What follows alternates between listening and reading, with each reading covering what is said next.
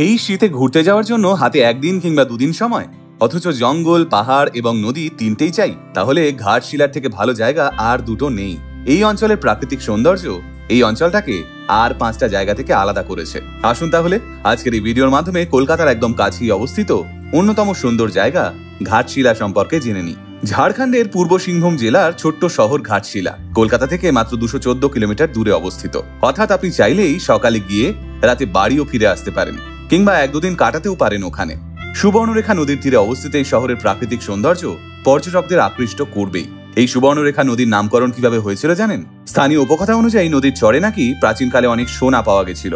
অনেকের মতে এই নদীর জলেও নাকি সোনা রয়েছে। সোনায় ধোয়া জল পান করলে তা নাকি শরীরের জন্য খুবই উপকারী। এইসব কারণের জন্যই এই নদীর নাম রাখা হয়েছে সুবর্ণরেখা। সুবর্ণ শব্দটি এসেছে সোনা থেকে।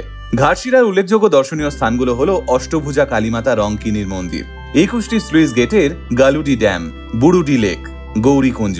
জানেন এখানেই রয়েছে পৃথিবীর দ্বিতীয় গভীরতম তাম্রখনি, হিন্দুস্তান কপারের কারখানা। রংকিনী দেবীর মন্দির সম্পর্কে কথিত আছে, শিলদার আদিবাসী উপাস্য বাবা ভৈরবের স্ত্রী হলেন এই রংকিনী দেবী। ঘাটশিলার রংকিনী মায়ের মন্দিরে মা কালীর যে মূর্তিটি রয়েছে তার 8টি হাত। অষ্টভুজা এই মা কালীর মন্দিরটি বেশ বড়, অনেকটা এলাকা জুড়ে রয়েছে এই মন্দির। মন্দির প্রাঙ্গণের কিছুটা অংশ জুড়ে রয়েছে হাঁড়ি কাঠ। প্রাচীনকালে এখানে নরবলি প্রথার প্রচলন ছিল, কিন্তু 1865 সালে ইংরেজরা এই নির্মম প্রথা আইন করে নিষিদ্ধ ঘোষণা করেন। তবে এখনো ওই হাঁড়ি কাঠের আশেপাশে দাঁড়ালে শরীরে এক প্রকার শিহরণ জাগতে বাধ্য। এছাড়াও রয়েছে গ্যালুডি ড্যাম।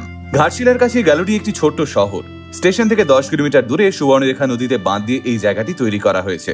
আর রয়েছে বুরুডি লেক। এটি একটি অরণ্যে ঘেরা পাহাড়ের পাদদেশে অবস্থিত অঞ্চল। প্রচুর ভ্রমণ পিপাসু মানুষ আসেন এই লেকের প্রাকৃতিক সৌন্দর্য উপভোগ করতে।